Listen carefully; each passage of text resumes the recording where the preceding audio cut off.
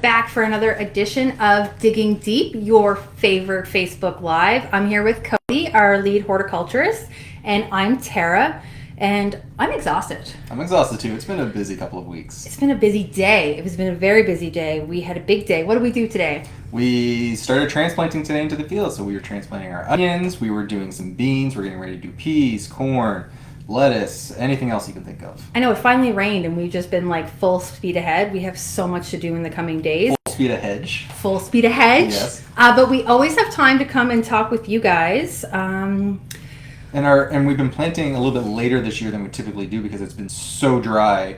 I was actually looking this morning. We've had 25 mils of rain for the month of May, which is a third of what we should be getting. So it's extremely dry and extremely hot.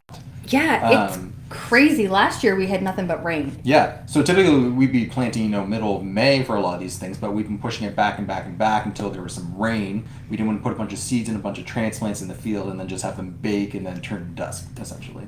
And it's funny because here in PEI they say that we're already past last frost, but Islanders know that you got to wait to that first full moon in June to be absolutely sure. And are we going to have frost tonight or is it tomorrow? Tomorrow, on Saturday night, might be a chance of frost. Feels like a 1 and it's going to be clear, so if you have any tender stuff, I would just wait until after Saturday to plant. Yeah, you never want to put your tomatoes and peppers and stuff in too early because it's really just kind of bite you if Mother Nature decides to... And you've been already growing them for weeks, so you don't want to lose all that hard work. No, absolutely not. All right, so I'm just getting everything set up on my phone. I'm so sorry. Why don't you tell me what you've been doing at your house? At our house, we've been transplanting shrubs and perennials like crazy.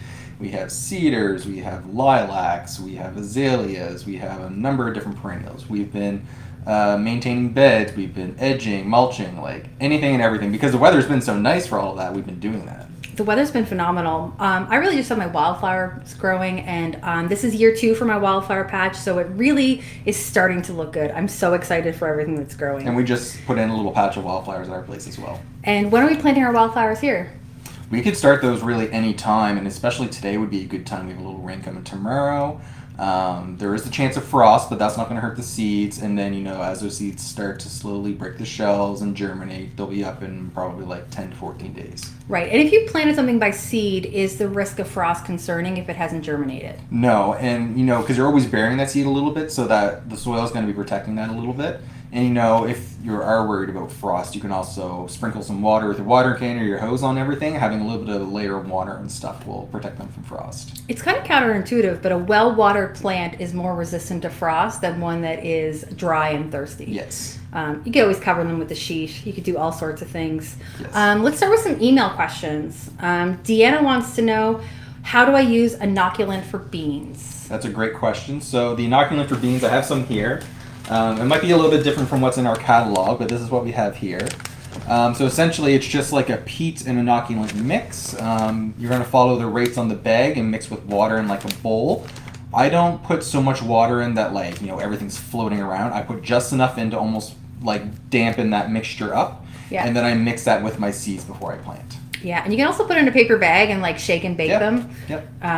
Now, when you use the inoculant, is this something that you have to wear gloves for? You should wear gloves for it because it is alive fungus spores that are on it, so you just want to protect your skin. And what is the benefit of using an inoculant compared to not using an inoculant? So that will actually help any of your legume plants. It'll help them with their nitrogen fixing nodules on the roots to pull more nitrogen out of the air and put it into the soil. Nice. And would you use the inoculant on a treated seed? No, so because you're mixing it with water, if you're using that with a treated seed, you're going to be taking all that treatment off, or you're going to be diluting it, and it's going to lose efficacy. Right. All right. That was a great question. Thanks, Deanna.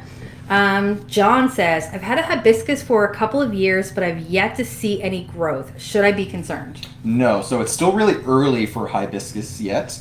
I have seen a couple of hibiscus around. The buds are just starting to break, but I'm thinking those are like southern Nova Scotia and southern Ontario. We haven't seen any breaking here, but I'm thinking probably, the first week of June or even into the middle of June, we should start seeing them growing then. Yeah, we really just had our milkweed break ground and our Joe Pye weed come up. I haven't seen any hibiscus at my house. I haven't seen any here in the trials. Mm-hmm. I'm watching, though. I know when I see them here, I'll see them at my house. Because Yes. here comes first. Yes. It's a little hotter. Yes. All right. And if you don't see them, is there anything like, could you have pruned it back too early? You could have. The new growth can come from the main stem and from any of the old wood. So if you aren't seeing any growth, that could be what else is happening. And do you recommend cutting your hibiscus or rose mallow down in the spring or the fall? I would do it in the spring after you see new growth coming out. It might happen, but you might get some dead tips on the branches, and then once the growth comes out, you won't see growth coming from those dead tips, and you can just snip those off. Right. Awesome. Let's see. We got Sonia. I heard that beans are easy to grow, but my transplants are tall and falling over. Why? So that sounds like lodging for beans, and beans don't like to be transplanted. They're best when they're direct seeded. They have very tender roots, so when you're transplanting them, you're disturbing them. They don't like it like, say, like a pepper or tomato, so it's just best to avoid transplanting them if you can. Yeah, and maybe it comes from like kindergarten. I know when I was in kindergarten, we all started a bean in a styrofoam cup to see how it grows. But yeah, beans are not something you have to transplant. Either would be peas. What are some other vegetables that you wouldn't transplant? We do start them as transplants, but you can like direct seed cucumbers, pumpkins, summer squash, winter squash, lettuce, kohlrabi would be a good one, spinach, kale, like any of those are fine to direct seed. It's really the hot weather crops you want to start early, and onions and leeks because they just take so long to grow. Right. And would you transplant any root crops like a rutabaga, turnip, carrots, beets? So I would do rutabaga because I know a lot of farmers do that with their rutabagas. But other than that, like parsnips, beets, carrots, I would not transplant those. Those are direct seeded only. As much as I've been traveling around to a lot of the nurseries around here and seeing that people have beet transplants for sale. And I always wondered, I'm like, that's so interesting that they're doing that. And I wonder how successful they are. Yeah, I've always wondered that. Maybe next time I'm out, if I see one, if they're on sale, I might grab it and plunk it in the garden and see what it does. Well, I see people like selling like corn, like I've seen that, and I'm like, you could just like grow your own corn. Like you have enough time. It's very easy. And what is 6 corn stalks going to do for you? Like nothing. So that's a good point. If you're growing corn, you want a lot of corn and you want them like 4 within a square foot area of each other. And that's for pollination. If you have 6, you're going to have really poor pollination, and you might get a couple of kernels forming. Right, because corn is really kind of a grass, right? Yep. And it's not pollinated by bees. It's kind of wind pollinated, Yes. so you got to make sure that when the wind blows always. Yeah. But yeah, you never see a cornfield that's not planted like super tight together. So really they recommend at least 4 rows of corn, and then we'll say maybe you go 10 or 15 plants down the row. Yeah, I keep seeing these videos about like save the tops of your carrots and regrow a carrot. I'm like, you can't regrow the carrot, and like no one's eating carrot tops. I mean, you can if you want to. I mean, if you have like a little critter at home that likes that kind of stuff, sure, but you won't get a new big root from it by any But means. for like under $5, you can get 1,000 carrot seeds and grow 1,000 carrots. Like you don't have to like put your little carrot nub in water and try to regrow it. Yes. Heather says, I moved my lilac last year and it fully leafed out, but no blooms this year. Would that be from the transplant? I live on PEI. It could be. Sometimes plants just get so stressed out from the move that they just need kind of a year's break, and that's probably what's happening there. And Heather, before you moved it, was it flowering in its previous location? It might not like its new location if maybe there's not a lot of sun. That too. And it probably needs some time to get established too. So it's just kind of basically taking the season off. It's taking a sabbatical this year. Yes. I feel that. I could take a season off. Yeah. Let's see if Heather answers before we move on. We do have a delay though. All right. Good question on the beans. Good question on the beans. Yeah, don't transplant your beans. Don't buy your beets at the store. I mean, a pack of beets is so cheap. You're going to get so many, and you can grow them in the early summer, in the late summer. Mm-hmm. And like if you don't want the big, huge beets like Bresco or Rhonda or any of those, you can get like little baby beets, which are really fast turnover too. Yeah. Heather said it was on the north side, very shaded. Yes, so it must have flowered on the north side. Okay. North side. Okay. I would say it was just a little stressed out from the move, but expect flowers again next year. Yeah, and would you prune your lilac if it hasn't flowered this year, or would you leave it be? I would leave it be. It's already stressed out enough, but the following year, then you can start pruning it. So once after it flowers next year, you can cut those flowers off. You want to leave at least 4 or 5 like main stems coming from the crown. If any more than that, I would take the small ones out and just let the big ones keep establishing and growing more branches. And this is a great segue into like our lilacs are just starting to bloom here. What should you do when they're done blooming? I would be cutting the blooms off, and then hopefully, if you have the right variety, like bloomerang, they will eventually bloom again midsummer. And sometimes people are really lucky and they get a third bloom end of summer. That'd be amazing. Yeah. There's really a small window of when you should be pruning your lilac, right? Like Yes. right after they're done blooming. I think you have what, 2 weeks, maybe 3? Yeah. Yeah. And that's because they're setting next year's buds this year. Yes. Yeah, kind of like hibiscus does. Yeah, a little bit. All right, James, I'm intimidated by horseradish. What's the best way to grow it? Does it need a permanent bed like asparagus? Yeah, so it does need a permanent home. Now, be careful because horseradish can spread. If you're worried about it spreading, then you'll want to have it in a big pot, and then at the end of the season, just sink that big pot into the soil to let it overwinter. Other than that, you want nice, high nutritious soil, so lots of compost and manure. You don't want to overwater it, but you also don't want to underwater it. Underwatering it makes it really, really woody and tough and not great to eat. So you want to make sure that soil is consistently moist. Do you like horseradish? I do like horseradish. A little bit, not a whole lot, but a little bit. It's very overpowering. I've never had like homemade horseradish. Like, Maybe this year is the year. Maybe we need to get some horseradish this year. do you know who has some? Darla's growing We some. will get some from Darla. Darla, I hope you're watching. We want horseradish, and we'll bring the sausage. Yes. We'll bring the sausage. You Yeah. bring the horseradish. So would it need a permanent bed? Yes, it would need a permanent bed, but if you're worried about it spreading, then put it in a big pot and sink the pot in the soil. Yeah. All right.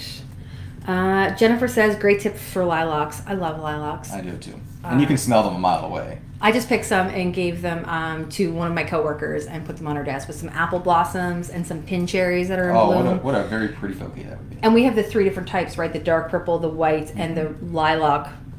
Yeah. So she got those 3 colors, the pin cherry and the apple blossoms. It's very pretty. Connor, my sunflowers germinate and the next day they are missing. Who is stealing them? Cutworms are stealing them, and they are following them like trees, and they're probably going timber in between everyone too. But yeah, if you're out there one day and your sunflowers are just poking through, and you go to bed and you come out the next morning and they're gone, or they're laying on the soil surface and they've been cut off right at the soil surface, that's cutworm. And what do you do for cutworm? Diatomaceous earth, and I have some here. So this is diatomaceous earth, certified organic product. It's just silica dust is all it is. So basically you apply this around the base of your plants. As the caterpillars or the larvae crawl over them, it creates small cuts in the body, which dehydrates them and then they die. If it does rain, you do want to reapply it because once it rains, it becomes basically useless. Yeah, I struggle with cutworm. I stopped planting my sunflowers because of cutworm, and some of them survived. And then last year, all my sunflowers were like volunteers, and they left them alone. And I was like, that's unfair. Yeah, we do a mixture at home of like a very homemade mixture of molasses and diatomaceous earth. So we put a lot of diatomaceous earth with the molasses, and we kind of spread that around the base of the plants to kind of hold it in place. Mm-hmm. And that seemed to work really, really well the last couple of years. So. Yeah, I know Julie last year when she planted hers, she was having cutworm problems, and she did like toilet paper rolls. Mm-hmm. She put the seed in and put a toilet paper roll around it to hopefully make a barrier. That would work well. Except for when it's windy and then yes. it blows away, Yes. or it rains and it turns to mush. Yeah. But yeah, cutworms. I also have slugs. Such a good time. Mm-hmm. Mother Nature is so fun. They're always fighting against us. We got someone watching from Toronto, Ontario. Nice to thank you. Nice to see you guys. If you have rain, please send it this way. We gotta be careful though. Remember last year when I it know. started to rain and never stopped? I know. So, good segue from cutworms into Rita says, slugs are eating my hostas. What's the best solution to get rid of them? So the best thing I've ever done for slugs, and it works like a charm, is buy a very cheap 6-pack of beer, get a tuna can, and sink the tuna can into the soil around your plants, just at soil level, and then fill it half full with some beer, and it'll be a slug magnet. Why do they like the beer? It must be the barley or the grains in it they're going after. I'm not sure where the scent maybe attracts them, but it works so well. It's so funny that you say buy the cheapest beer because, like, my husband loves to buy, like, local beer and support them, but he doesn't drink it. So when I have slugs and I need beer, I'm taking his, like, $8 can and feeding it to the slugs. Yes. Yeah, you don't have to go with the real good stuff. Slugs aren't too particular. It doesn't have to be like a local IPA. No. Just whatever's cheap. What is the cheapest beer? I'm not sure. I'm gonna guess Schooners. I don't know if that's true. Yeah, they do like that. I sometimes just pick them off and throw them if I see them. That works too. I don't know how fast a slug travels. He probably he was like, I just got here, and then he starts his trek all over again. Yeah. Also, if you have slugs too, it usually means it's really wet. So like last year there would have been a lot of slugs, but this year it looks like it's starting to be very dry. But if you still have slugs, it's probably really wet in your garden area. So try mulching. Maybe if you have some trees and the plants can handle a little more light, try thinning out some trees, get a little more light in there, and better airflow too by trimming out some of those branches. So any of those will work. Yeah, and we have slug traps, which is basically like a little thing that they walk into, and it's almost like the same size as a tuna can. It's just something that's reusable plastic, will last you years and years. And yeah, fill it up with beer. Yeah. Not the expensive beer. Don't take your husband's. Mine doesn't get mad at me. Maybe he's just finding out right now that I take his beer. But yeah, don't ask for permission first. Yes. Wanda, do peonies attract ants, and why are they always on the blooms? They do. So ants are attracted to peonies because they love like the nectar that the plants produce. And that's why you always find them in amongst the flowers and everything. Now, ants on plants is also another good indication of aphids. But typically, it's because they just want the nectar that's on the flowers. And the best way to get rid of them, and I thought this is hilarious when I learned this years ago, is if you're doing cut flowers, so if you're cutting the peony, just tip it upside down and give it a spin, and then they just all fly out like they're on a carnival ride, and whee, all in a circle. Just give it a couple of little twirls, and they all fall out, and you're good to go. You can bring them inside. But you don't have ants because you have peonies, right? Correct, yes. Like, if you've got ants in your yard, it's not because you have peonies. Yes. It's just because you have ants in your yard. Everyone has ants. Yes. There's ants everywhere. Yes. And you can't get rid of all your ants. No. You'll, upset the ecosystem Exactly. of life. Mm-hmm. I did a video today. It got posted. Yeah, I did it yesterday, and I posted it today about pinching off some of the side blooms on the peonies. I keep hearing people talk about it, never actually seen the results. I'm very interested to see if it does give bigger flowers. It should work because that's what, the large pumpkin growers do too for their pumpkins. They're, once they have that one main fruit that starts growing, no more flowers anywhere else, only one main vine, they're cutting everything else off and they're just sending all that energy into the one fruit. We need to grow a giant pumpkin. Yes. We need to name them. Yes. Right. And everyone who's watching, if you guys have questions, feel free to leave them in the comments. We've got email questions and things that have been asked to us in the store and along the way. But we will stop what we're doing and answer your question. No problem. Garth says, I'm new to gardening and I did bulbs last year. What do I do now? Can I cut them back for annuals? So you don't want to cut them fully back yet. You can remove any spent flowers that are on the plants, but any leaves that are remaining, you want to leave those there. Only remove those once they become mostly brown, then you can remove them. They're still growing and they're sending energy back into the bulb for next year. So just make sure those stay. After that, if you want to plant some more stuff, I highly recommend some perennials then if you have bulbs. Because perennials come later in the season, you usually get the bulbs first, and then once the bulbs are done flowering and growing, the perennials will kind of take over the garden. So you kind of don't have a bare garden then for the season, you kind of get both. Garlic is also super, super easy. If you want to do garlic, you essentially just plunk the clove in the ground in the fall and you wait till July, August, and you harvest it. It is so easy to do. And you get garlic scapes, so you get the garlic and you get the scapes to eat. Yes. It's amazing. I think coneflowers would be really good with a tulip bed because they're so late. Milkweed, hibiscus, they're all very late. If you don't want, you want to cut the flowers off though, so they put the energy into the bulb. You don't want to go into seed. No. I'm looking forward to, my whole yard is so full of flowers. Our house will soon be like that too. I'm waiting for it. Are you doing the grass thing like I did? We're not doing the grass thing, but we are starting to introduce more shrubs and more beds into our yard. So yeah. I planted 1,000 bulbs in my front yard in the grass, and I had this idea that my whole grass would be full of color and it'd be beautiful and the bees would be happy And by the time I had to cut the grass, the bulbs would be done, and that isn't the case. Mm-hmm. I've had to like strategically whippersnip around the blooms. Mm-hmm. I timed it wrong, but I have no regrets. And I know we're at the end of May and we're kind of past the no-mow May part, but a lot of people, myself included, we can't let our lawns just like go wild for the month of May. I have a little electric push mower and I wouldn't be able to cut through that forest of grass. But I do strategic cutting, so I have thyme and violets and large patches of dandelions in my yard. So I will cut around those for the month, let the bees have those, and wherever there's essentially just grass, nothing flowering, I will just mow that. I don't really leave the dandelions for the bees because they have so many other flowers. I do leave all the creeping Charlie. My creeping Charlie has been in bloom and my grass is full of it. I love it in the yard. I hate it in my garden, like where my flowers are. Yeah. But I don't really care about the dandelions. I mean, they're pretty. I even cut like my neighbor's yard to make my yard look nicer. We have some bees at our place and some fruit trees that are full flowering. We're trying to train the bees to go to the fruit trees because they're like, dandelions are the best thing. But like literally a foot away, there's a fruit tree, an apple tree in full blossom, and they are just How not do you finding train a bee? Do you give them like clicker training? I haven't gotten that far yet, but I'm thinking I might just have to pick up a couple and be like, this is the fruit tree, here you go. And then hopefully they do their little dance and go back to the hive. Do you do like we use babies and like pretend that you're eating the pollens? Oh, that's a good idea. So they This see- is so good, make them jealous. Heather Rogers says, my chives are starting to flower. Do I cut them off? I've never seen them flower before. I guess I need to eat them faster. You can cut it off if you want to, or you can let it go to seed and let them spread. You will get lots more chives everywhere. You can also eat the flowers, and they're really, really good too. But if you don't want to spread, you can remove the flower. Yeah, but it doesn't mean that it's not like when your lettuce goes to flower. Exactly. Like if your lettuce is going to flower, it's too hot, it's stress bolting. At that point, it's no good to eat, but chives aren't like that. Yeah.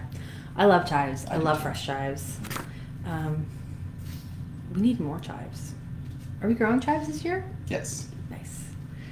Nice. Okay, next.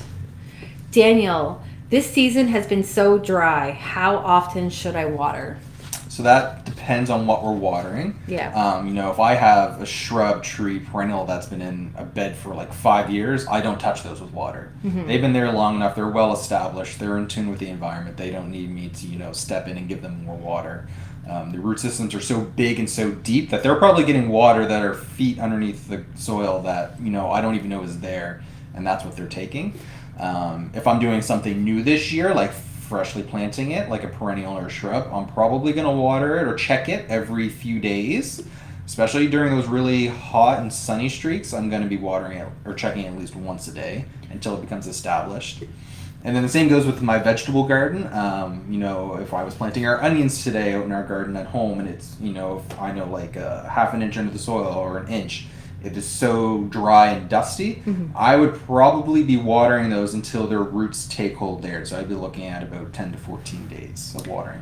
Yeah, so it rained, yesterday? Day before? It rained the day before. The day before, and a smidge bit yesterday morning. Mm-hmm. And it's going to rain again tonight. Yes. So we well watered our onions before we transplanted them out. That's another really good point. Anytime before you transplant anything, make sure it's well watered. Yeah. Like soak it. Yep. You can actually look in the field and you can see little wet spots, and that's where the transplants are. Yeah, and that's actually the dry soil just acting like the sponge, and any moisture that's in that root ball, it's just sucking it out and trying to distribute it throughout the rest of the soil. Now, we planted our beans. We didn't soak our beans. We didn't do anything like that. Mm-hmm. But we're banking on that rain tonight. We're banking on that rain tonight and a little bit tomorrow.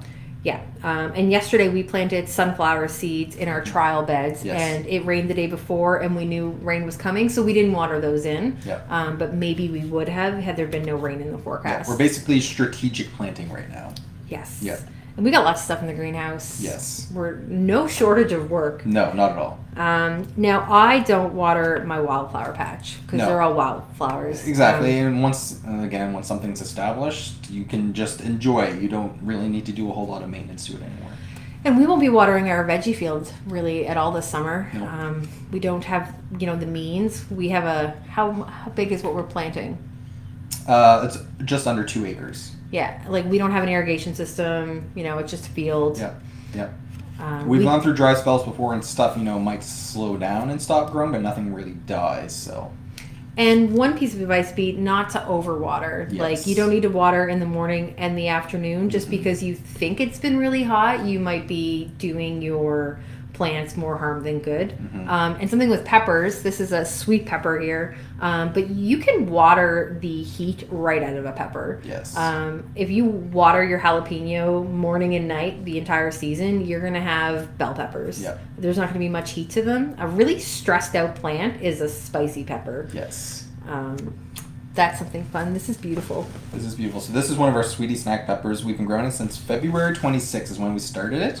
That's an 8-inch pot. There's 2 plants in it, and it started fruiting out 10 days ago. Yeah. Something like that. A ton of fruit coming on it. So, over the next 2 to 3 weeks, we should hopefully have some white peppers. Yeah, and we'll keep this indoors. This isn't going outside. Yeah, right? yeah. So this has just been growing in our retail store under artificial lighting, and it's been doing phenomenal. Yeah, and I've got a tomato over there that And I'm not going to grab. And we've done all the Little Bird series of tomatoes as well in the store as well. Yeah, and we have to pollinate them because there is no bees and there's no wind. You have to shake them or you have to tap the flowers to get them to set fruit indoors. But there's nothing stopping you from having tomatoes, peppers, spinach, all sorts of things inside. Yeah, easily you could grow them inside.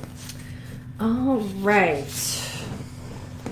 Crystal, what's the difference between a multiplier onion and a stir-on? So the multipliers will give you, if you plant 1, you might get 2, 3, or 4 at the end of the season, where the stir-on is just going to grow 1 large onion and just keep growing. So the multipliers multiply, and then the stir-on just gets bigger. And is the multiplier a regular onion? No, so it's technically a shallot. And they're actually quite cool when they grow and multiply. So you plant the 1, and then at the end of the season you come back and they're like a star shape, they're a flower shape, and they're just all around in a circle. Yeah, it's very cool how they do that. Yeah. Tiffany says, hey, happy to be back with my favorite people on a Thursday afternoon. Hi, Tiffany. I can't wait for you to come visit. When is it too late to start planting seeds? Can you direct plant seeds? You can direct plant seeds. Now it depends what you're direct planting. Like peppers and tomatoes is a little iffy. Depends where you are in Canada. You could be planting most of your seeds around this time. You just want to watch for that last frost for anything that's not hardy. Yeah, not really past the date for much of anything. Not yet. No, we're just pretty much coming to the peak of it right now. Yep. I can't wait. Yep. I can't wait. Tomorrow we're planting peas. Tomorrow's peas. And some people soak their peas before they plant them. We do not. We don't, and we get really good germination from them. Yeah, and if you were going to soak your pea, how long would you soak it for? Oh, only like 4 or 6 hours, like not very long. Yeah, it's amazing how much they expand. Yeah. Cucumbers in Newfoundland. Cucumbers in Newfoundland, so you just want to watch for the last frost, but once your last frost's over, you can direct seed them and you're good to go. Now, we don't direct seed our cucumbers. Why? So we don't direct seed ours for 2 reasons. We're doing trials and data collection, so we want to make sure we get plants. So we start them as transplants. And we've had in the past not great germination with, springs like this where it's so dry, where nothing germinates, and then we have to go back and we have to reseed. So it's just better for us to start them ahead of time, and then we can get fruit a little bit earlier as well. I wouldn't even say it's poor germination. I would say it falls right into Alan's question here about, can I use sticky traps on my cucumbers to protect them from the cucumber beetle? They're a nuisance. Yes. So sticky traps work really well for monitoring what populations are in your crops. You will catch some, which ultimately, can't reproduce, but they're not going to stop the infestation. So you're better off using that to monitor. If you see, that you are starting to catch some cucumber beetles, then you can put out a bug netting or a row cover or anything like that that will stop them from attacking your plants. And then once, the plants grow a lot more, the cucumber beetles become almost negligible in terms of damage they can do. So you want to remove that once the plants start flowering to allow the bees to pollinate the flowers. Yeah, and the cucumber beetles to pollinate. Yeah, they go from flower to flower. They can too, yeah. The cucumber beetles never cease to amaze me. Last year we took our trays out. There wasn't a single cucumber beetle in sight. Within the same day. I set down 1 batch of trays. I took the cart, went back to the greenhouse, got the rest of them, brought them out, and there was cucumber beetles on them already. Yes. And I'm like, how did you get here? Yeah. Did you read the tag? Did you know they were coming here? I'm pretty sure they sit in the hedge line with their camo paint on their face, and they're just watching us, waiting for the cucumbers to come to the field, and then they just all come out at once. They're just so annoying. Just so annoying. What would you recommend for earwigs in your lettuce? Earwigs in the lettuce? That's a good question. I don't know if I would be putting a whole lot of products on my lettuce just because that's, the part you're eating. Mm-hmm. But we do have earwig traps that work really, really well. Mm-hmm. You can use those. Other than that, I'm drawing a blank though. Row covers? Yeah, they're kind of in the ground. They might get underneath the row cover. Earwigs are a little bit tricky, especially in the lettuce. If you are getting them in your lettuce, what we did a couple years ago is after we harvest them, especially for like romaines and icebergs where they get in the leaves and down into the crown and tucked in there, we just dunk the entire thing in a bucket of water upside down, and we do that a couple of times and a lot of them will fall out that way. Yeah. I don't mind eating lettuce that has earwigs in it. Yeah. It's fine. Yeah. It is absolutely fine. Crystal says, we did that one already. All right, you brought some questions that were emailed to you. Let's see. Darren, there are scuff marks that look like an animal was digging in my lawn that were not there the previous night. So it sounds like they have grubs in their lawn, more than likely June beetle larvae. And I'm only saying that because June beetles are coming out now. So you're probably not seeing as much of that anymore, but you probably did maybe a few weeks ago. Mm-hmm. Essentially, that's raccoons, skunks, critters that are digging up the lawn and the turf to try to get to these grubs to eat them, is what's happening. So I do have a product here we sell in the retail store. I don't think we sell it in our catalog, but you can find it at a lot of different garden centers and nurseries. It's called Grub Out. Essentially, it's just a fungus that you mix with water and you water it onto your lawn, and it kills all the larvae living in the soil, thus saving your soil being dug up from skunks and raccoons. Thus saving everyone running to their car from all of the June bugs and running into the house. That too.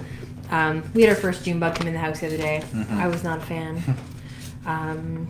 Let's see. Linda, my phenomenal lavender has arrived, dried and looking dreadful. Will the plant recover? Also, my astilbe roots have lots of sprouts sticking off. Should these go below soil or above soil level? So on the lavender, lavenders are evergreen. They hold on to their leaves, through the winter, through as a transplant like we ship them. And that's just the dormant part of the plant. You don't need to trim any of that off. Soak the plant, soak the roots in some water, and then when you plant them, when they become established after many waterings from you, you will start to see the green start to come back, and then the foliage will start growing again.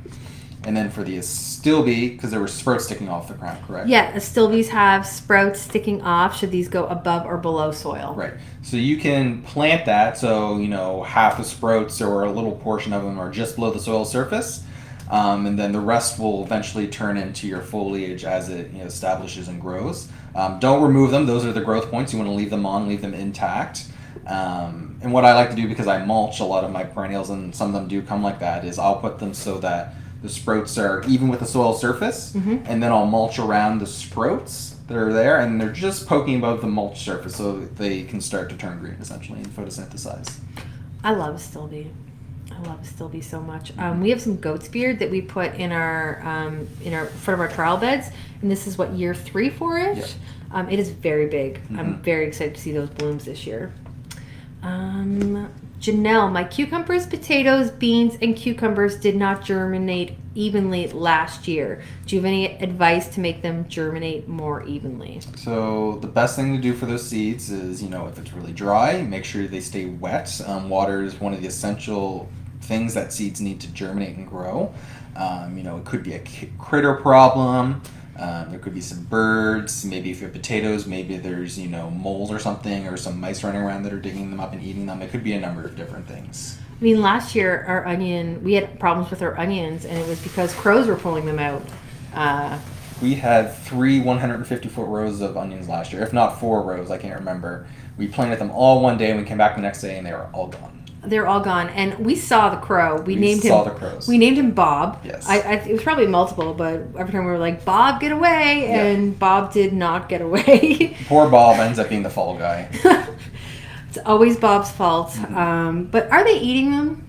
I don't know if they're eating them or playing with them. Joy said that hers leave them in a pile, and I was like, ours did not pile them up for us. Now, I do know from working in nurseries that, in the fall when you have fields of pot mums that are ready to be sold, mm-hmm. you have to take the little tags that come with them and push them almost down underneath the soil surface, because the crows will see the white shiny in the sun, and they'll come and pull every tag out, which is really funny, but when you have 2,000 pots of mums, all different colors, you don't know what color any of the mums are anymore. Birds are very, very smart. They're very smart. Not my birds. Not my birds. But other people's outside birds are much smarter than my indoor birds. Let's see. I think that's it. Awesome. Scuff marks. Lilacs flowers are starting to die. Should I remove these flowers? And we did talk about that. Yes. All right. People ask us some questions. We'll absolutely answer anything you have. What are we going to talk about? We can talk about our flower trials. So those are coming into full fruition right now. We did some sunflowers. We're getting ready to do our wildflowers as well. Yep.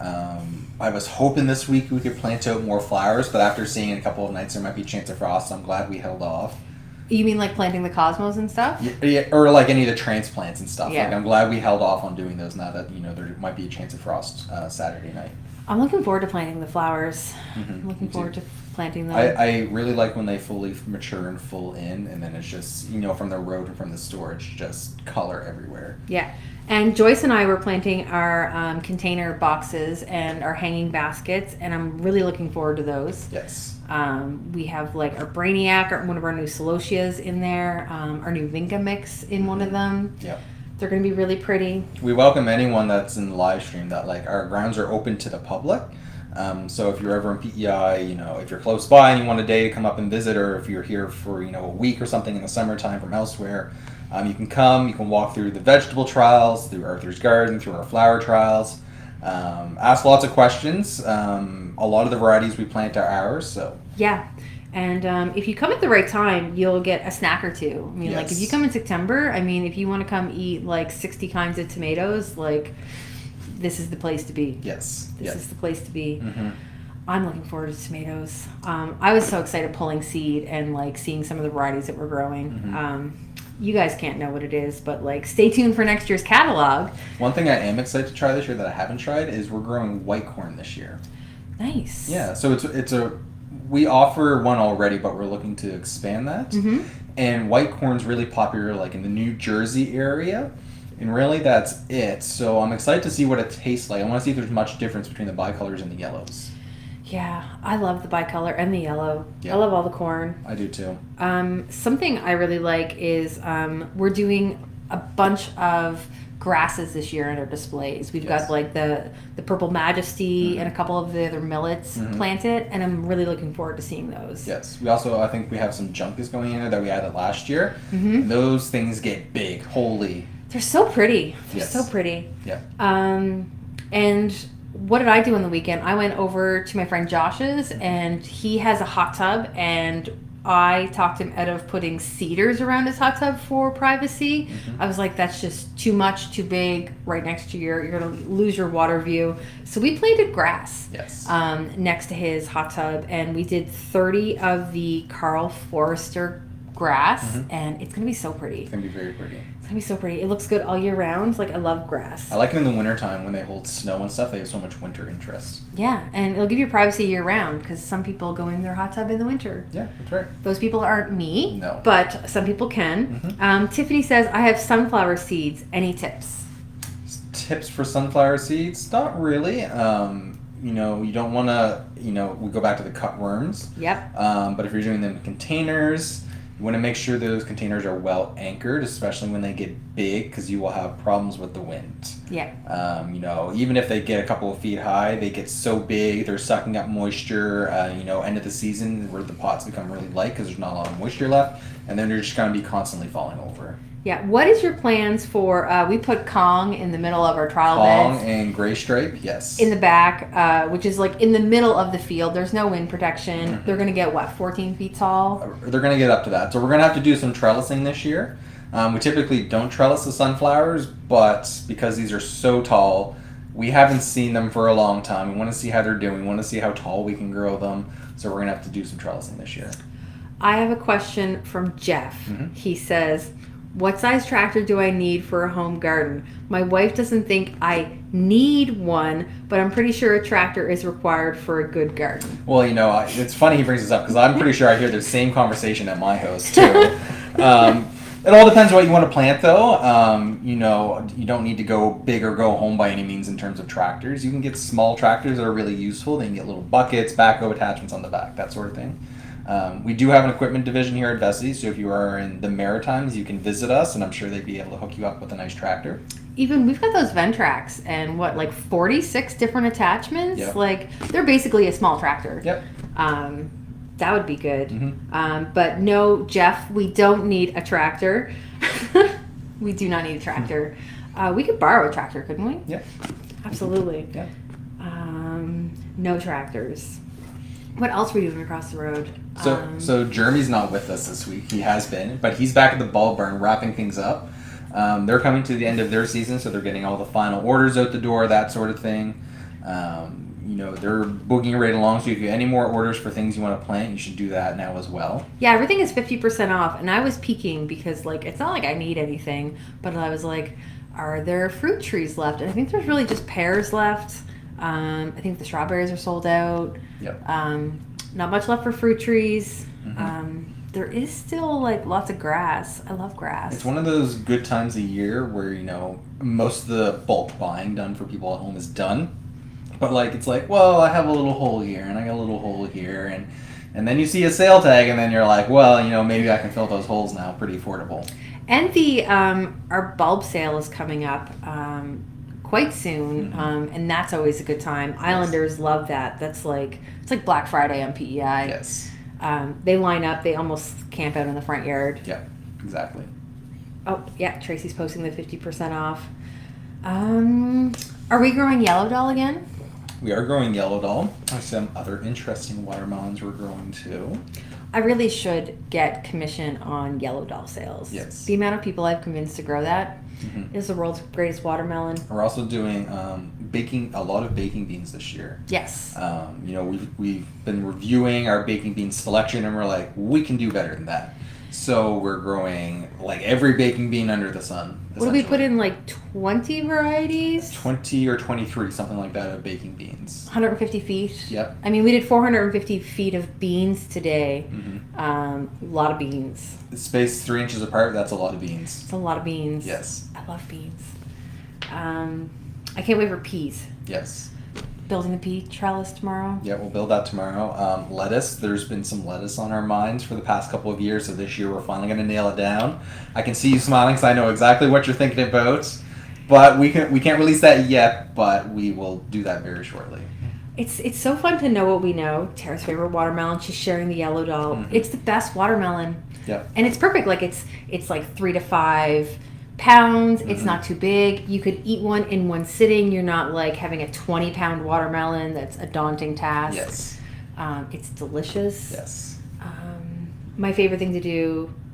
Nathan was asking me yesterday what my favorite thing is, and what my favorite vegetable to grow is, and it's probably peppers. But walking through the field, eating watermelons fresh off the vine, my favorite part of the year. You can't beat that. Unfortunately, with John, not with you, Mm-hmm. you're give it a couple more days, and John's let's cut it open right now. I'm a little more careful with the watermelons, but that's all right. It's all right. John doesn't care. He's I mean, just I'm that way with carrots. Is it ready? And I'll just haul it up and be like, nope, not ready, and then we have a carrot. It's all because that first time, and you cut yourself, and it Yes. wasn't ready. Yes.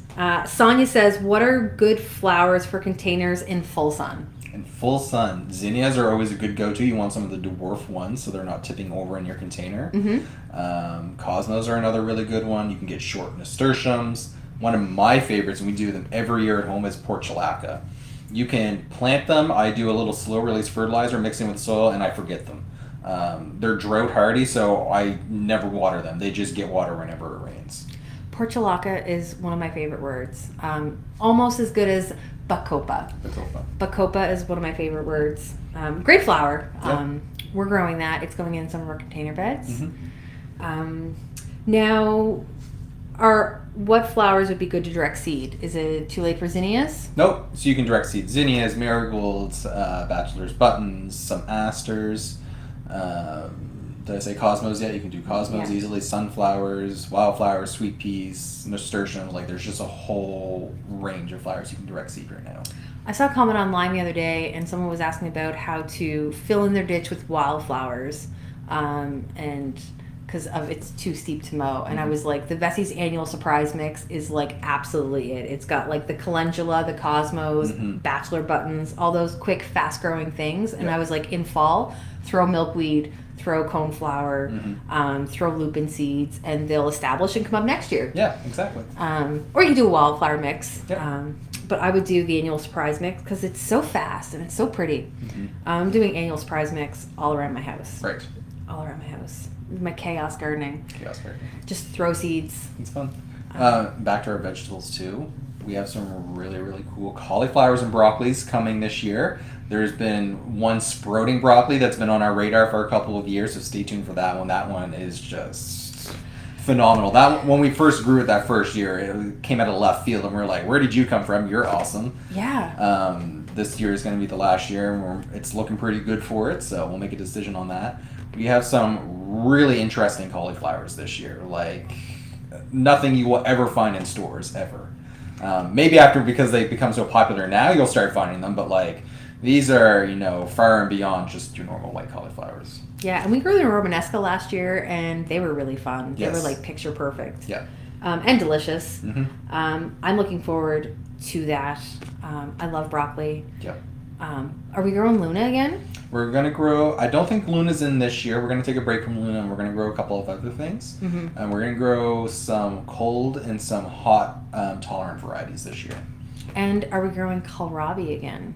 We are growing some kohlrabi this year, but these ones are even more secret on lockdown because these are part of our AAS trial. So we, the entry that they give us, we know nothing about it other than the secret name they give it and the two comparisons. So it'll be interesting to see what that does. I love kohlrabi. It is delicious to eat. Tara, you always say I love all kinds of vegetables. Anita, actually, that is not true. I have the biggest hate for beets.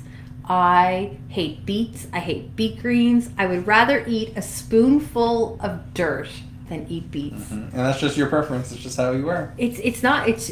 I swear it's my DNA. Yeah. I don't think there's any food I don't like as much as beets. Yeah. I eat everything else. Radishes, like I don't care. I don't even really care for tomatoes so much. Other than sun gold. Sun gold, and I've learned to appreciate certain tomatoes more. Yes. But beets are disgusting. I don't know what you guys are all thinking. I love beets. Pickled beets with like mashed potatoes or something. No. Right up my alley. No pickled. I don't even eat, when I go to Lebanese restaurants, I don't even eat the pickled turnip because they pickle it in beet juice and I can taste the beets. Right. And I won't eat them. Right.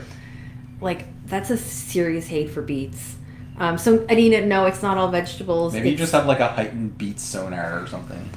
It's in my DNA. Yeah. It's got to be my DNA. Some people say cilantro tastes like soap. I love cilantro. Yep. It's delicious. Beets taste like dirt. I'm so sorry. Tiffany, I planted Albion everbearing strawberries in grow bags. Big thanks for Cody with his help. Are they only good for one season, or can I keep them in the grow bag over winter? So if you're going to keep them in the grow bag, you'll want to protect that grow bag. If you have up against your house or a shed or a fence, south facing, anything like that.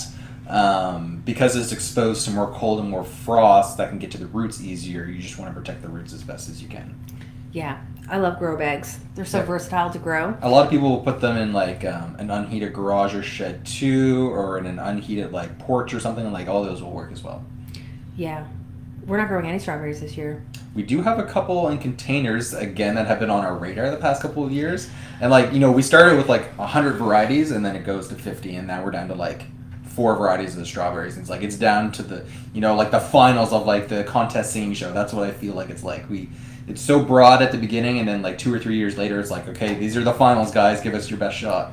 I'm really excited. We've been creating more videos on social media for you guys to see really what we do, because we trial a lot of things. Like, a lot of things that we grow never make it into the catalog because it just doesn't meet our standards. Yeah. I would say like 90 to 95% of the stuff we grow doesn't make it into our catalog. Yeah, and if you think like a green bean is a green bean, I invite you to come eat like 36 types of green beans with us, and you'll see that they're vastly different. And if they want to do that at home, the best thing you can do for this year at home is grow some provider beans and then grow Lewis. and then eat them side by side next to each other, and I can tell you, you will never grow Provider ever again because Lewis is just so superior.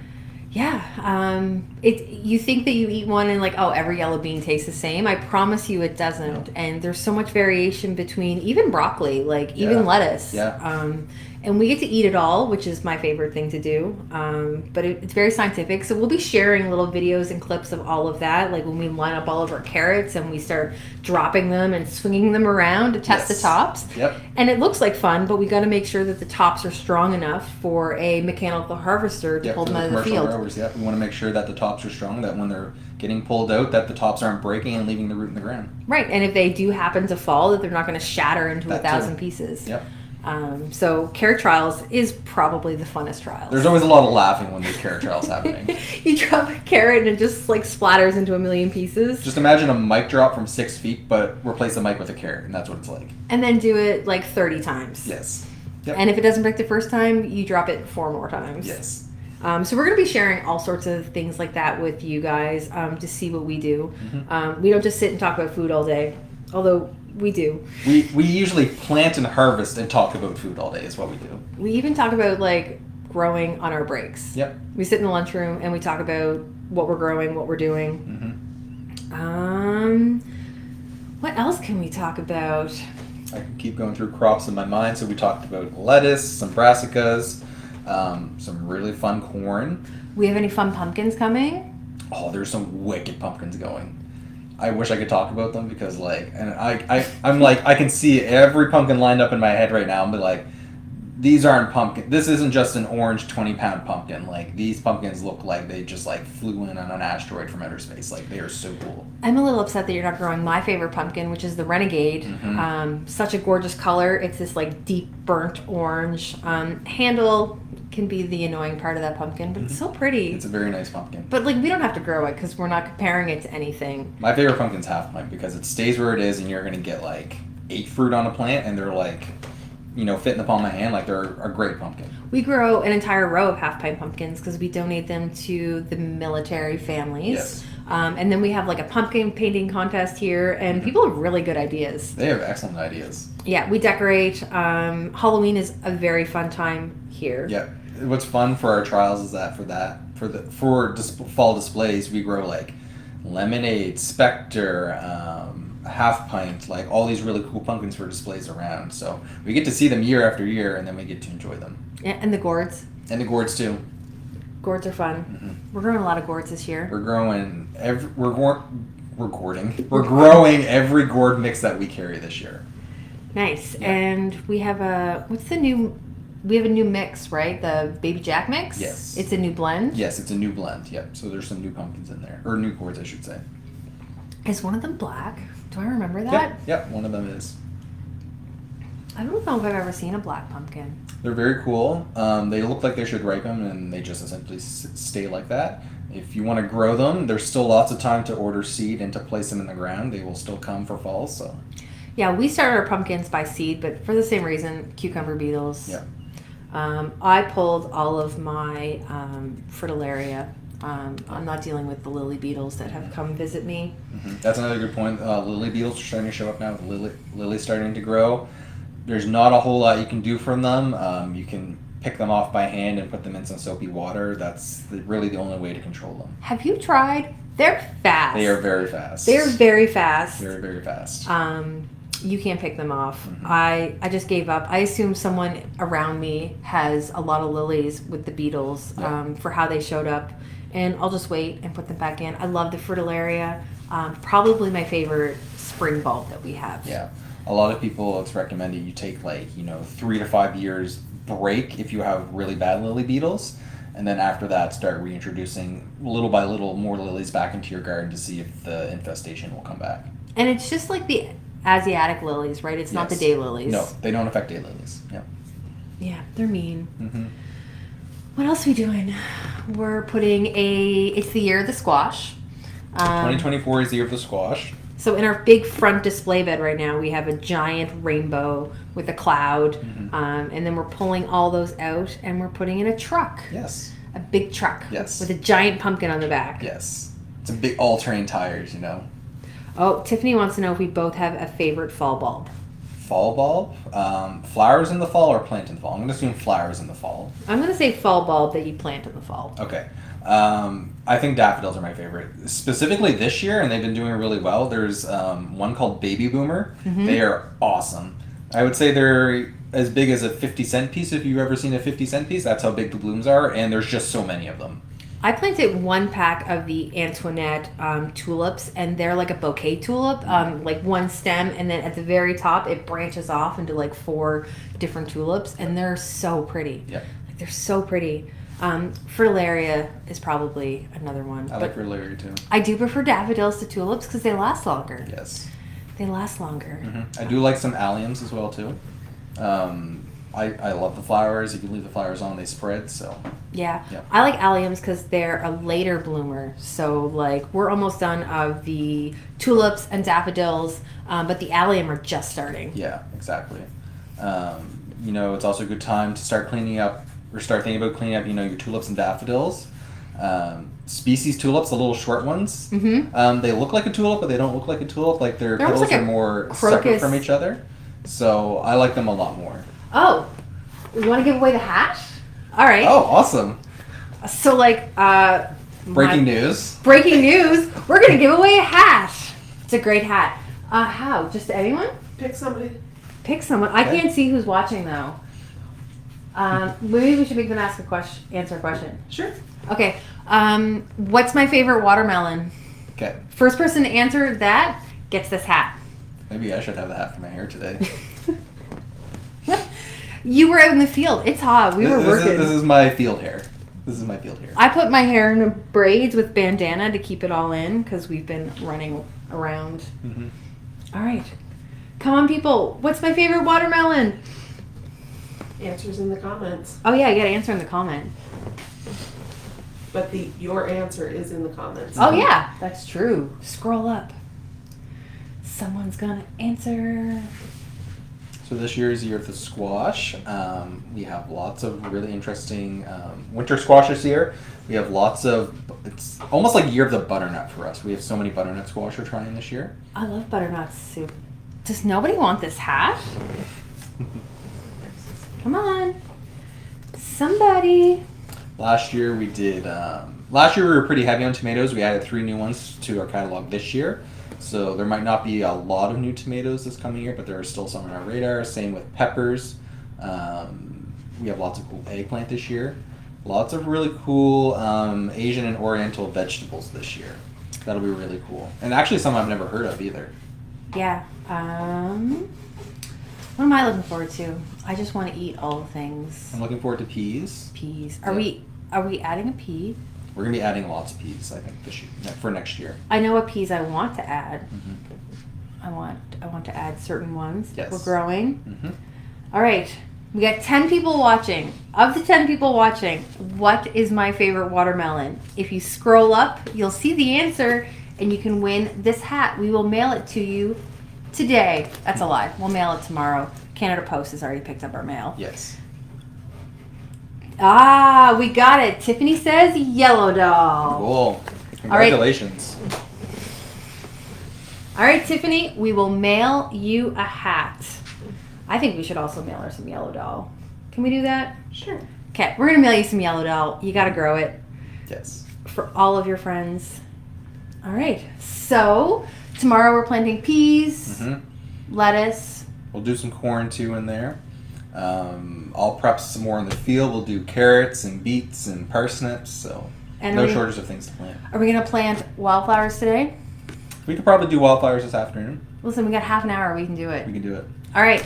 We're going to sign off. We're going to see you guys in 2 weeks, and we're going to go plant some wildflowers. So see you later, and thanks for watching.